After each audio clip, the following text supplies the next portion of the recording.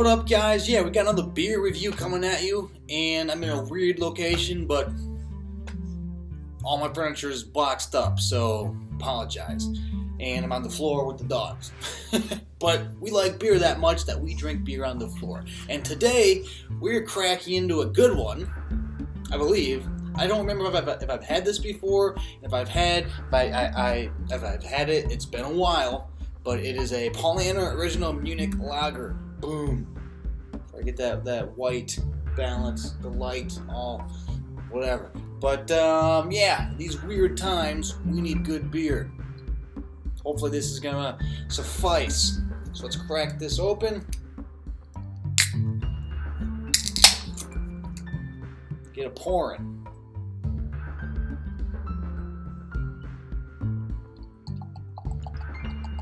In a world where so many crazy different kinds of beers are all over the place, sometimes it's just nice to get back to the basics in a lager. So I don't have anything that you can really elevate with all my stuff. I don't know. But yeah, so that's crisp, clear, what you'd expect from a lager, nice head, all that good stuff. So anyways, let's get into the review. Get into the smell.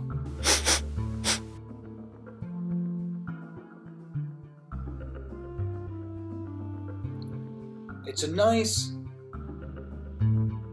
You get that initial grain on the top, but it's not like funky and wet. There's a little like wheat lemony kind of thing going on.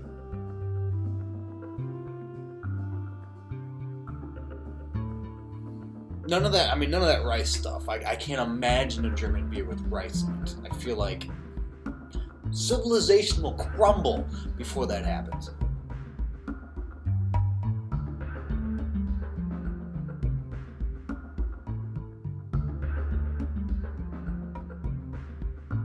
But yeah, it's very crisp and clean smelling. You don't have a lot of weird stuff going on. It's very, you get that kind of lighter lemon zest wheat thing going on.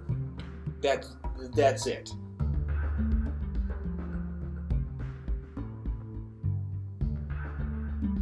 There might be a hint of that kind of like a raisiny barley going on. Very subtle. But I think maybe there's more of a light raisin undertone than necessarily a lemon zest, but there is kind of that lighter aspect to it beyond just the grain. But I think it smells pretty dang refreshing, especially for a lager. And I mean, for a lager versus like a wheat beer or whatever, I think this smells like a pretty darn good one. So I'm going to recommend it. On aroma, let's get into the taste.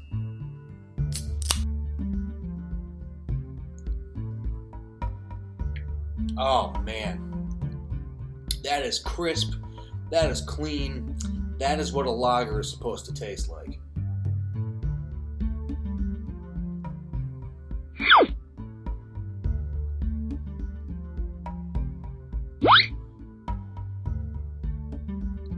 On the top, you get, I mean, the first sip I had, you just get it, and it's just like cold, refreshing beer. It's like this is the kind of beer that you originally got into. Even if you just started with like a Budweiser, it's that lager. We pretty much everybody started beer drinking with a lager and then expanded outward, just because it's like the most prominently available beer, especially going back, 5-10 years ago when pretty much lager was it. At least for if you went to your big box store, it was pretty much all lager, Pilsner kind of thing. That was it. But so you get that kind of initial crispness to it, and then as you get more into it, some of the flavors start to kind of unfold.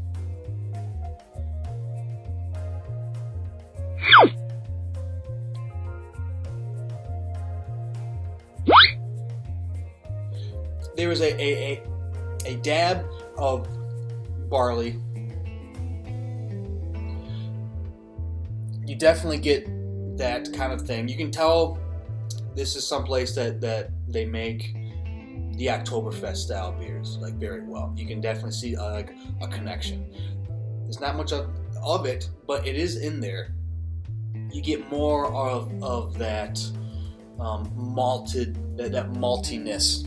Sorry that I'm bobbing up and down. You get more of that maltiness that you don't get in a lot of like American lagers. It's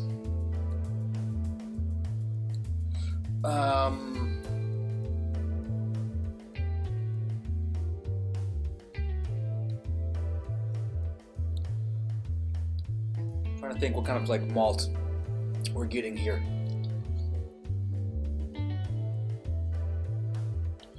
It kind of like a subtle wet biscuit kind of thing. It's not burnt. You don't get that overly burnt malt to it. There might be still some subtle touches of like that raisin kind of thing. Not a lot.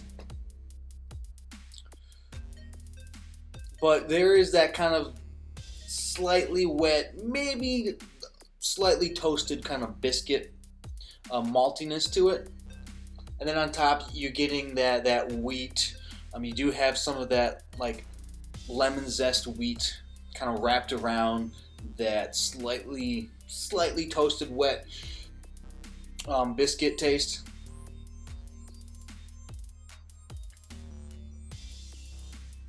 Biscuit taste basket case. We're all gonna lose our minds in quarantine.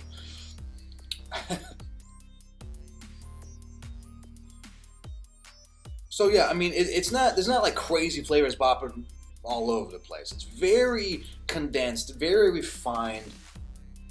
You do get more of that, maybe a slight toasted aftertaste. I got some of that right on the tip of my tongue. Not a lot, but it's there. And so you got a little more lingering kind of going on than like a traditional lager, or not traditional, this is traditional lager, an American lager, big box, big mass-produced lager. It does not have any of that funk that you get from like other Pilsners or lagers that, like, I don't know, there's a certain funk that I get in certain lagers that are like you crack one open from India, or even a Heineken. It's got a little bit of a funk in it.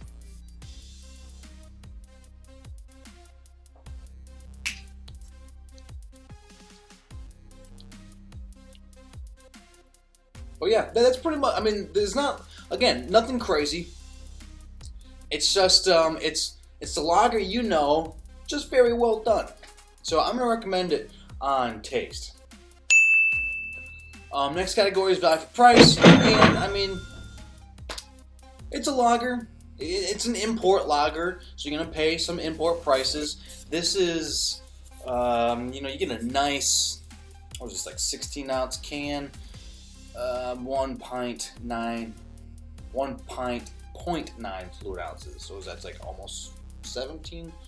I guess it might just depend on what you're doing, an imperial pint or, I don't know, 16, 17 ounces, about right in there. So not bad. This was like $3 or whatever. And that's 4.9% ABV. And in case you don't know, they just type beer right there. Just to clarify, in case you're not sure what a Paulaner original Munich lager is. But I mean, I think $3 is very fair for this can. You can find it in bottles if you want. I like a nice can presentation. I think this is just nicely done. So it's more than fair for what you're paying. I mean, Paulaner is pretty. You don't have to look too hard to find it, and it's generally fairly well priced. So yes, I'm gonna recommend value for price. Next category is distinction. How distinct is it? And I mean, it doesn't have that funkiness to it. It doesn't have that funk that some lagers have. It doesn't have just a weird aftertaste like the cheaper ones get. It's not super watered down. You still have plenty of flavor going on. So I think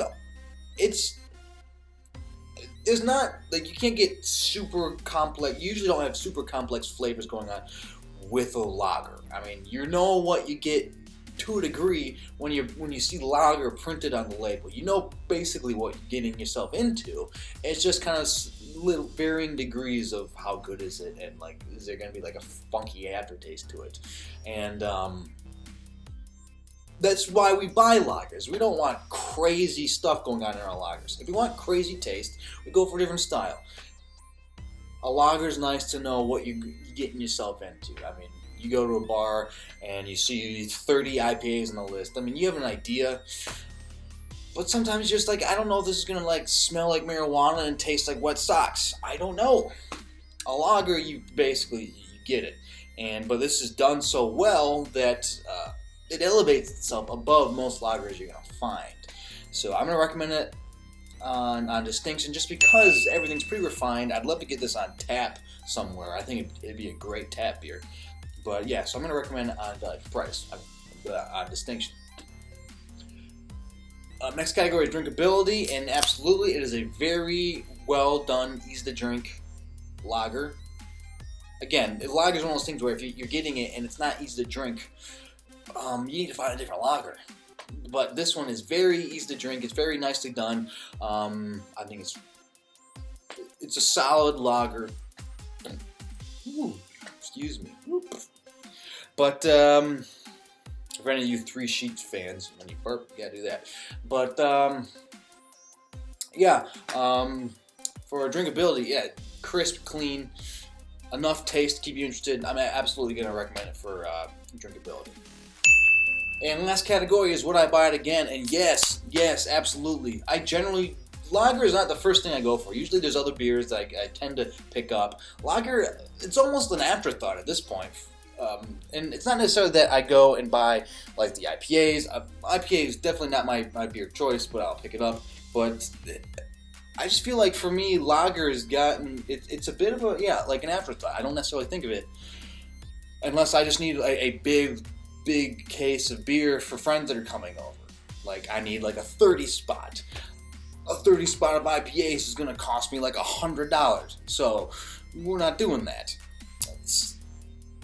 So yeah, you're going for a lager. That's really the only times I buy them. But I feel like I'm not doing it justice because I'm just not buying good lagers. This is a good lager. This is a good lager, and I absolutely will buy it. I think it's a good one to keep on just in the beer fridge, on stock. So yes, I will buy it again, and that means it's gotten a thumbs up in every category, so which means it gets the official Two Dudes stamp of approval. So yeah, that is my review of the Paulaner Original Munich Lager. What do you think? What do you guys think? Have you had it before? Let me know in the comments. Tell me what you think of the beer, and what are you guys drinking during these quarantine times? Is your beer selection getting a little low? Is it a little iffy? Everything's a little iffy. This setup's a little iffy. I need to look a little taller. I need a chair or something. But next video, maybe I'll find something I can sit on besides my toes. So, anyways, like, subscribe, do all that good stuff. And so for myself and for a Paulaner Original Lager.